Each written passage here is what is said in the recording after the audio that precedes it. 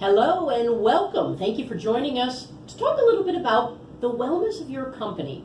You know, there's so much talk these days about wellness, and that term wellness, although overused at times, I think at this point, usually speaks to individual wellness. It talks about, are you getting moving? Are you eating okay? Are you still having habits that aren't serving you anymore? You getting enough rest? Are you getting enough rest? How's your stress level? That sort of thing. Yeah. But when we really think about this in a company capacity, you're either part of a company, or for a lot of people, you are your company these days. Right, true. What makes a healthy company? Good question. Good question. So I think that we can approach this in a holistic way that's very similar to how we look at our own health, right? There are mental aspects of it, there are physical aspects of it, there's the psyche part of it, if you will, and for companies, you know, I think one of the first things you look at is, do you have a healthy culture Right. at your company? So, Angie, tell everybody what your definition of culture is. Or a good culture. Or a Because good there's a lot of culture. Well, true, and a lot of it's not good. Yeah, a lot of Yeah. it's not good. And for most companies, I think you have to go to your value statement, if you have one. If you don't, you should. And are the values that you believe in, do you have an uplifting culture where people feel valued for their contributions? Do you encourage participation in a way that people don't feel pressured? You know, is there open communication? Is there integrity? You know, there's a lot of things that have an impact on the culture of a company. You know, you bring up a good point there. Open communication. A lot Yeah. of companies Oh, yeah. have open door policies, Yeah. but do they really? And Right. lip Oh, service, that's a right? really good point. Yeah. Right. And you want your staff, especially if you want to retain your staff, the good staff, you want them to feel that they can come to you and talk to you about whatever it is without retribution. Yeah. Well, and don't you think, and you mentioned retaining staff, but there are really two things. And one is hiring the right people, and one is managing them right. And if both of those don't occur, your company is not going to be healthy. Right. Right.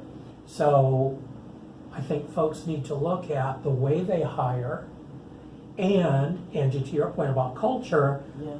the person really needs to fit within the culture, because if they don't, it's a no-go right away. Yeah. Right off the bat, you start in a deficit, right? Yeah. Yeah. Good point. So, you know, kind of marry hiring right with culture, Culture. and then to retain properly, or to retain at all, again, we go back to culture. And culture, again, brings up the ethics, the morality. Yes. You know, what's the company all about? What kind of company? Is it a formal company? Is it an informal company? Chris, what kind of communication is there?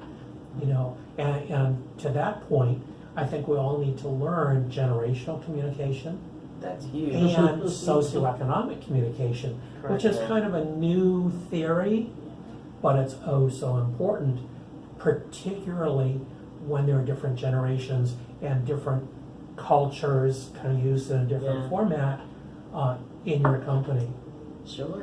You know, and I'm going to go along with several of the things that were just said, taking culture, taking different communication styles, and how impactful it can be to kind of speak those different languages, because that's really Yes. what that Right. kind of is. I often speak to people that have no idea what they're talking about. And Doug, what you just mentioned about hiring right, kind of encompassing all of those together in the idea of, in a company you are going to have titles, and you're going to have positions, and you're going to have labels, but if you don't realize, I think one of the things that makes a company really healthy is if you don't realize that every single person, regardless of who they are in your company, what their title is, who's their boss, or who's, you know, somebody on their team, a coworker, a lateral person, every person in your company is a leader. And if you don't empower every one of your people, from the entry-level salesperson to the CEO, to voice their opinion in a communication style that's, hey, I have an idea.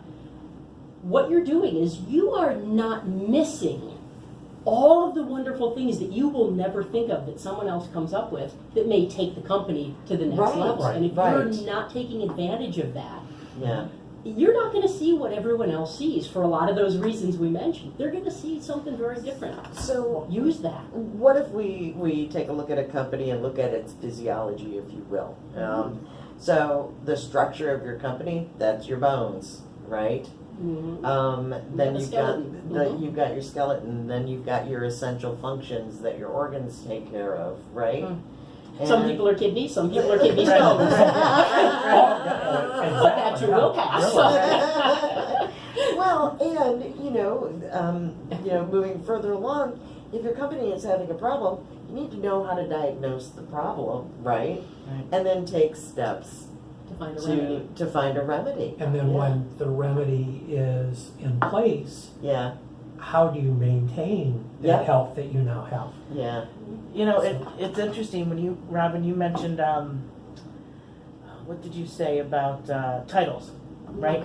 So a lot of times when we look at titles, yes, titles have a certain role, maybe a certain part of the body that they play. But there was a phrase that I had been taught a long time ago: label jars, not people. Okay. Ah. Okay. So if you have the CEO as a title, or you have the housekeeper as a title, don't label them as the housekeeper or the CEO, because as you said, you will never get to know what their ideas are. And they may be sitting on the solution that you have to a problem that you've been working through, and all you have to do sometimes is look at the person sitting Because- next to you saying, can you give me a different perspective? Right, because you labeled Yeah. them as Well, that role. But on the other side of that, Mhm. there are times when you do have to rely on the title because Yes. it is a definition of what your role is there. And so, let's say while I was executive director at the chamber, Mhm. certain things were in my purview, certain things were in the purview of the board of directors. Correct. And so some functions become, some tasks become a function of what the title and the role is, and they weren't about me personally, it was about the role of. Right. So I think that there's room for both, For both. Right. Right. you know? And for the company to successfully grow, not necessarily financially, which is what you want, Right. but grow as with people, Right. right? You need all those titles, all those functions of the body to Right. work together. Right. I think one important concept that we can't miss in this discussion about healthy companies is the idea of fairness and Mhm. consistency. Yes. In everything that is done in a company, one needs to be fair and consistent. And I think that could lead to a really interesting discussion about policies and fairness. Because sometimes following a policy to a letter ends up not being a fair thing. So I think we might end up with some interesting discussions along those lines. Absolutely. Robin, back to your point about different levels of people and so on and so forth, different job titles. I read an article recently from some very important, shall we say, world-known chefs. Okay. And they were talking about the importance of the position of the dishwasher Oh, God, yes.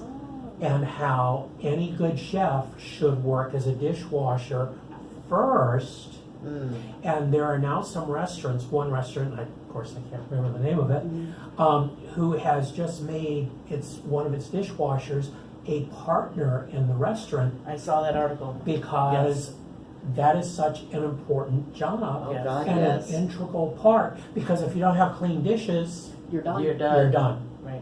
You're sunk. And by virtue of the fact that the dishwasher knows that, the dishwasher sees all kinds of things and has those good ideas, and many restaurants never tap that.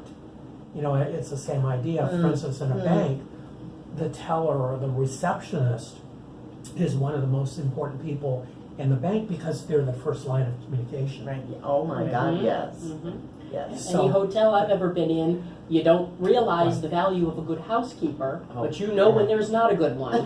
Yeah. Right? I mean, yeah, and Yeah. that's almost that idea of the behind-the-scenes people are oftentimes the frontline people and the behind-the-scenes people. The ones you always see and the ones you never see Right. are, interestingly enough, the bookends to healthy companies. That can And, sustain. and I think it goes back to, we're talking about a healthy company. A healthy company is one in which everybody has a stake. It goes, and that goes to, back to culture again, too. Right. You know, if everybody is valued, if every single part of the company is working and healthy and valued, can't help but succeed together. So if we had to kind of sum this up by each of us maybe saying, if there were 4 top components, and there are many, we discussed several of them, but if we each had to pick a component that really was one of the top 10 easily, maybe one of the top 5 healthy company non-negotiables, what would yours be, Angie?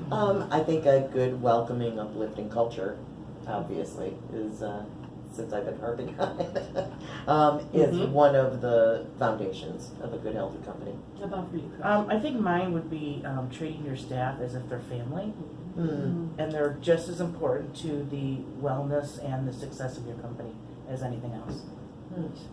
What would you say, Doug? I think communication. Tune up your tongue, because, well, you're laughing, Angie, but you know that. No, I'm laughing It's- because it rings true for me. It does. I mean, tune up your tongue, because it's not what you say. Oftentimes, it's how you say I it. am so with you on that. Right? All right, so since Doug took mine, I'm going to end with this. I figured someone would, but that's it. A quote comes to mind. I think it was Albert Einstein, who said, "Strive not to become a person of success. Strive to become a person of value." Love And it. a lot of people chase success, thinking it's the money, it's the position, it's the title. No, it's not. You become a person of value, and you know what? That stuff finds you. You don't have to go seeking it, and I think that's a key to a healthy company. Nice. So good up nice, Robin. All right. Well, in that case, since it's summed up, let's go ahead and head out of here. So thank you for joining us for this Wellness of Your Company chat, and we'll look forward to join you in some more soon. Take care. See ya. Bye.